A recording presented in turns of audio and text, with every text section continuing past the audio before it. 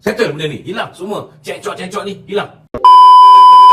Kalau nak ikutkan, gerakan lagi dahsyat. Benda-benda yang dia pertikaikan tentang RUU 355 pun dia pertikaikan. Apa lagi yang gerakan pertikaikan? Dan kita tengok hari ni, kita tak dengar lagi pemimpin DAP bernada seperti T. Liangke. Ada kita dengar T. Liangke hari ni menemplak kita kerana kita tak buat kongres. Apa masalah kau? Sepatutnya kamu buat kongres untuk orang Cina. That's how you gonna back the support from the Chinese. Kita kena jaga kita punya kumpulan sasar. Kumpulan sasar UMNO orang Melayu. Biarlah kita nak buat kongres Bumi Putera ke, kongres pendidikan Bumi Putera ke, kita nak buat kongres ekonomi Bumi Putera ke, itu hak kami. Kenapa dia nak kena keluarkan kenyataan untuk bagi modal untuk orang menyerang kita? Tengok, masih berkawan dengan MCA. Sedangkan MCA anti Melayu, tak nak buat kongres. Why?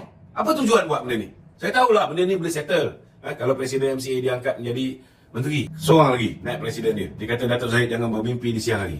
Kita kalau boleh tak nak jawab MCA ni. Saya kalau boleh pun saya tak nak kecam. Sebab setiap kali saya jawab, dia mengadu. Macam budak kecil dia orang ni. Minta supaya kita ni jangan mengeluarkan kenyataan. Kalau presiden dia sendiri pun mengeluarkan kenyataan, mengecam kerajaan, boleh kita biarkan? Mana lebih merosakkan? Kenyataan presiden sebuah parti dengan kenyataan pengarah komunikasi parti. Kenyataan presiden parti lebih merosakkan. Kamu berada di dalam kerajaan perpaduan. Maka you should support the government. Bukan all the time criticizing the government. Ini tak ada kena-mengena dengan dia.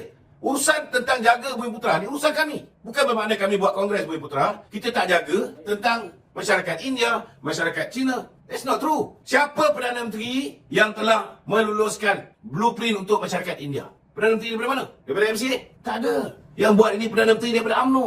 Itu jelas menunjukkan bahawa walaupun kita buat kongres ekonomi Bumi Putera, kita buat kongres pendidikan Bumi Putera, kita buat kongres kebudayaan Bumi Putera, orang Melayu, kita tak pernah meninggalkan tanggungjawab kita pada bangsa-bangsa lain. Dan kenyataan T. Liangke mengatakan bahawa seolah-olah macam kita buat kongres ekonomi Bumi Putera ni hanya untuk elitis Melayu. Apa benda yang dia cuba nak buat? Kalau benci sangat dengan UMNO, tinggalkan kita. Buat parti lain. Join gerakan. Tak gerak, tak makan. Tak ada orang akan komplain. Tapi janganlah ganggu tugas kita. Dia patut fokus macam mana daripada 2% yang dia masih dapat sokongan ni, dia boleh tingkatkan jadi 20%. Kalau dia perlu bantuan, kita beritahu apa jenis bantuan yang UMNO boleh hulurkan untuk MCA tingkatkan sokongan non-bumi ni ataupun the Chinese voters. Kita bantulah. Tapi bukan bila kita nak buat kongres ekonomi Bumi Putera, kita hari ini diserang kiri kanan depan belakang. Diserang kerana kita dikatakan sudah bekerjasama dengan DAP, kita sudah tidak lagi memperjuangkan Melayu, tidak lagi memperjuangkan Islam. Selama hari ini, siapa yang mengimarahkan masjid? Buat program-program masjid, buat program-program untuk tahfiz. Siapa yang nak memasukkan co-curriculum mini tahfiz ke Kemas? Siapa yang mengumpulkan lebih 23,000 orang para hufaz? Siapa yang menyelesaikan masalah-masalah tahfiz yang tak cukup ikut SOP ni? Kita tambah baikkan, kita siap sediakan prasarana dengan bantuan kerajaan UMNO juga. Jangan lupa benda ni. Berapa banyak peruntukan kerajaan hari ini berikan kepada Felda? 8.3 bilion untuk hapuskan hutang Felda. Ini bukan Melayu ke? Itu kerja kita lah. Kalau UMNO tak bela, siapa lagi nak bela? Dia patut cari, fikirkan macam mana nak dapatkan sokongan, bukan Melayu khususnya masyarakat Cina, kepada MCA. Bukan menghalang UMNO untuk garner back the Malay support. Itu kerja kita.